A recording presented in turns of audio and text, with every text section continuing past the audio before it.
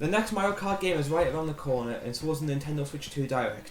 During the Direct, we'll probably get more information on the new Mario Kart game, such as characters, game modes, a release date, and the thing that's relevant in the video, the retro tracks. Now there's a possibility that the next Mario Kart has no retro tracks whatsoever, but I highly doubt that to be the case. So in the event that we get some of the game's retro tracks revealed in the Direct, I want to get my predictions on what I think they could be before I find out just how wrong I am. Oh, that was a mouthful to say. Disclaimer, this is just my personal opinion, and more than likely a lot of you will end up disagreeing with what I predict. So before getting into my predictions, I want to state that I'll be assuming that the next Mario Kart game will start with 32 tracks to the base game, 16 Nitro and 16 Retro. It's possible I could see more at the start of the game, like 40 tracks, 48 tracks, but even more. And we'll more than likely see some more tracks come as paid DLC in the future. But for the sake of this video, I'll only be predicting 16 Retros. Also, these predictions will only include tracks that have never returned as a retro in the past Mario Kart series, excluding Super Circuit and Tour of course, and tracks that appeared in the Mario Kart 8/Deluxe, unless they appeared in those games in Nitros. Sky High Sundae, Yoshi's Island and Squeaky Clean Sprint do not count as Mario Kart 8 Deluxe Nitros in my eyes, as while they did become playable in that game first, those tracks were created for Mario Kart 2 first, as suggested by data mining for said game. Now then, before I predict which track I think will appear in each cup, I'll go for which tracks I think will be returned, and going in order from oldest game in the series all the way up to the newest, starting with the Super Mario Kart. I'm predicting that only one track from this game will return. Given that we got a Mario Circuit, Donut Plains, Bowser Castle and a Rainbow Road track theme in 8 Deluxe, I'm going to rule out any of those tracks being the one to come to the game. So that leaves us with Choco Island 1, Cooper Beach 1, Vanilla Lake 1, Ghost Valley 3 and Vanilla Lake 2. Out of all these courses, the only thing that hasn't been brought back is Vanilla Lake, and it's no surprise why, to be honest. Both Vanilla Lake 1 and 2 are pretty bland, which that's probably why they're called Vanilla, to be honest. But as much as people may not like it, these courses have to come back eventually, and for the sake of this prediction, I'll be choosing Vanilla Lake 2, only because it's more interesting than Vanilla Lake 1. That's it! Alright, moving on. This one should be easy. The only track in this game that's never returned before, ever, is Wario Stadium. And at least Nintendo saved the banner of the track for this game's final retro. Now for Mario Kart Super Circuit, this might be a bit controversial, but I'm deciding to bring back 2 courses from this game.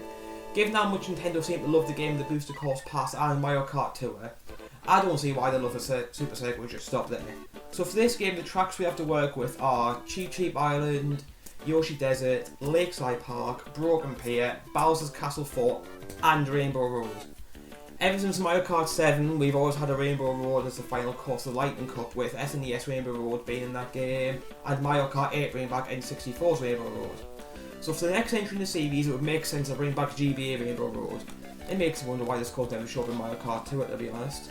For the next track, I had a tough time deciding. I looked back at every game that's had retro tracks and looked up the patterns to see if that could help. I noticed that every set of retro tracks always has a beach course, a desert course, and a lava/Bowser course. So looking at that, we can rule out Broken Pier right away. I already have planned better track picks. I already have planned better picks for the desert and lava/Bowser courses, so that leaves us with Cheep Cheep Island. This is the course I never really got to play into Mario Kart 2 because I was always bad at Mario Kart Super Circuit when I was younger, and also because my dad never let me really play on the GBA either. I also don't have the Switch On expansion pack, so my only way of experiencing this track is through Tour, and honestly, I think it's a pretty good track. I mean, it's not amazing by any means, and it's not a fan favourite either. But it would be bad if the retro tracks were all fan favourites in this game, because that means future games would have terrible selections for retro tracks. That's also another reason why I chose Vanilla Lake 2. Mario Kart Double Dash, my favourite entry in the series, and an entry Nintendo doesn't seem to like, according to the Booster Course Pass anyway, which is why I hate to do what I'm about to do, but I'm only predicting one track from this game. The options we have here are Mushroom City, Wario Coliseum, Bowser's Castle, and Rainbow Road. There's already N64 Wario Stadium and GBA Rainbow Road, which rules out Wario Coliseum and Rainbow Road. And for the Bowser Castle course, I said I was going to say it was going to be a good fit for this game. Unfortunately, that isn't the Bowser's Castle from this game, despite how much I love it. Meaning that the only possible choice we have left is Mushroom City. It feels so painful to do this to my favourite game in the series. But at least it leaves 3 tracks to be brought back in future entries, and 3 really, really good tracks too. And besides, Mushroom City is a really good track too. Probably my favourite traffic course in the entire series. Now for this game, I'm about to do something that will more than likely make everyone really mad. First thing is, I'm only predicting one course in this game. Second, that course is Figure 8 Circuit. You what? Now why am I choosing only this track and not either choosing Bowser's Castle over it or predicting both tracks at the same time? Well, that's because this Bowser Castle also isn't the perfect one I have in mind for this list, despite it being a really good Bowser Castle as well. And I also have faith in Nintendo to be able to make this track actually interesting. We've seen what they did to SNES Bowser Castle 3 and GBA Bowser Castle 4 in Mario Kart Tour, so nothing's impossible. Hopefully Vanilla Lake 2 is going to get that treatment as well. Now for Mario Kart Wii, here I feel like I have to get this right or the entire Mario Kart community will burn me at the stake. The courses we have here to choose from are Luigi Circuit, Toad's Factory, Mario Circuit, Dry Rooms and Bowser's Castle. Wow, there's a lot of Bowser's Castles to choose from. If I don't include a certain course in this list, people will definitely get mad at me. So we're predicting Toad's Factory! But to be honest, I'm actually really surprised this course hasn't been remade once since Wii. And as for the other track, the Desert and the Lava / Bowser courses I have in mind do not come from this game either.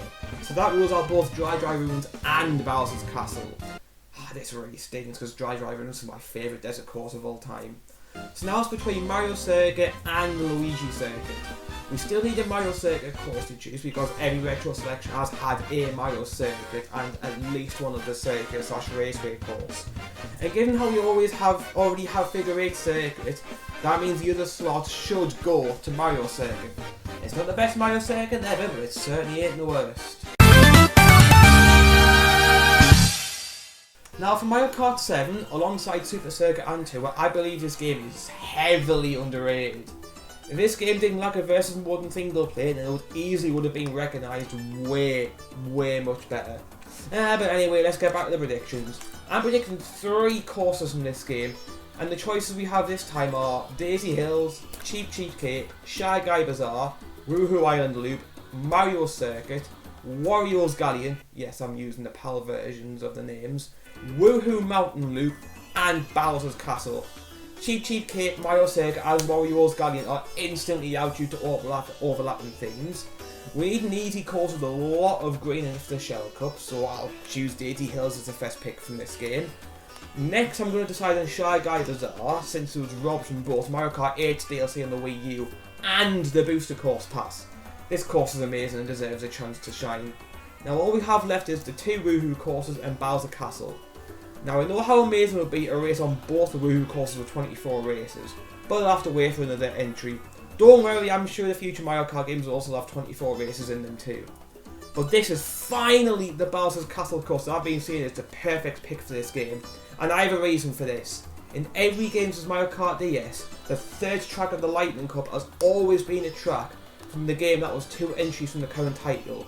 So Sky Garden in Mario Kart DS, DK Mountain in Mario Kart Wii, Airship Fortress in Mario Kart 7, Grumble Volcano in Mario Kart 8. This is a trend that has never been broken, and I don't see why it'll be broken now. But then again, this is Nintendo, so we never know. While Woohoo Mountain Loop could work as an option instead of Bowser's Castle, I don't see it appearing either before Woohoo Island Loop or without it. And I feel like 2 Woohoo tracks appearing in the same game as a retro track would be a bit much. That's why I feel like this Bowser's Castle is the perfect pick. For Mario Kart 8's tracks, I'm predicting the exact same courses as the one Gyrodos predicted. I hope I predicted that right. In his video, predicting which tracks will return from Mario Kart 8 Deluxe to Mario Kart 9. Those courses being Swamp Ruins, Sunshine Airport, Bone Dry Dunes, and Wild Woods. The reason behind these picks, watch Gyrodos' video on the subject, which again, I hope I pronounced that right. But I'll be linking in the description of the video. If I happen to forget to do so, please just let me know in the comments. And yes, Bone Dry Dunes is the perfect desert track I was talking about. I don't really like this track too much, but it makes sense if you watch the video. Now for quite possibly the most controversial game in this series, with debate over whether this counts as a mainline entry or not, and the controversial launch of the game was microtransactions, lack of multiplayer, and the bad controls. But honestly, I really love Mario Kart Tour. I've played it every single day since the launch back in September 25th, 2019. Oh, okay, I'm getting a bit off topic here. If you want to see a video of me defending this game, then please let me know, because I would love to do so. So as for the track I'm predicting from this game, there's only one that wasn't in the Booster Course Pass, and it's Piranha Plant Pipeline. We're not including the RMX tracks here, since they could come as a DLC, or maybe include it with a potential course building mode as other courses. I don't know, it could be something like that, but we're not including these tracks here.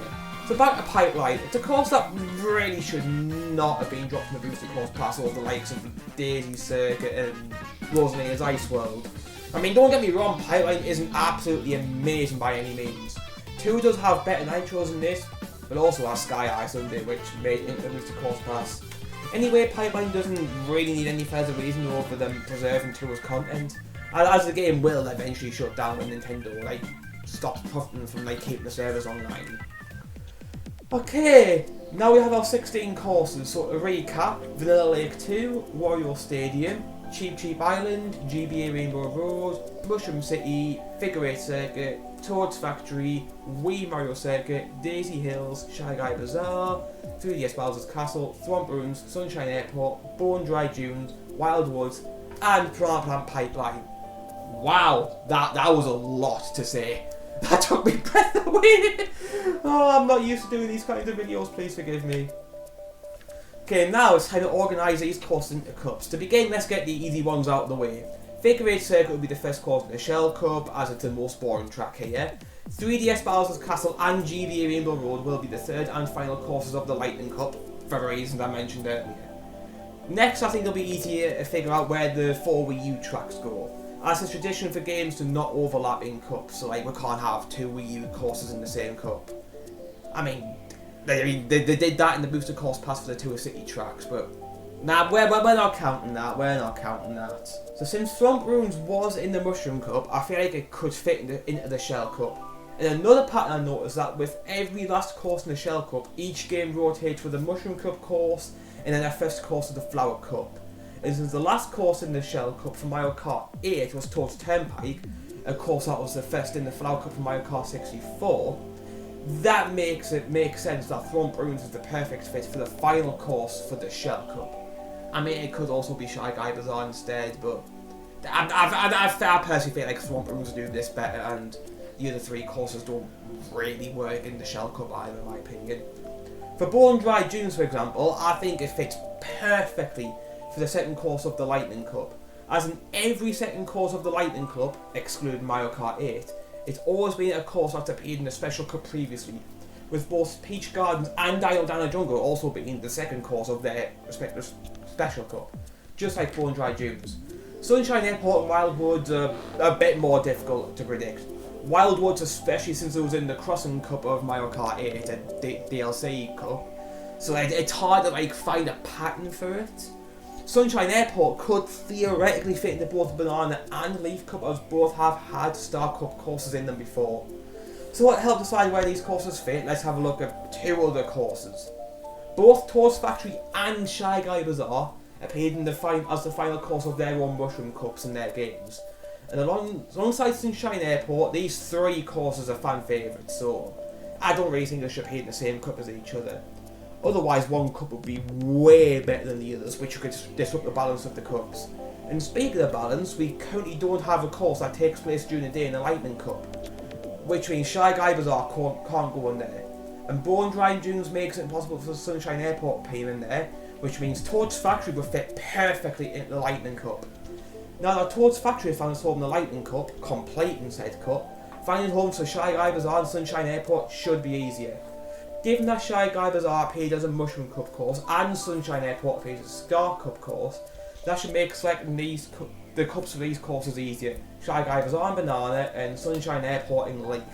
and with Sunshine Airport in the Leaf Cup, that means Wild Woods has to appear in the Banana Cup. The reason I'm not putting Shy Guy Bazaar into the Shell Cup is because there's already a fan favourite track there in Swamp Ruins.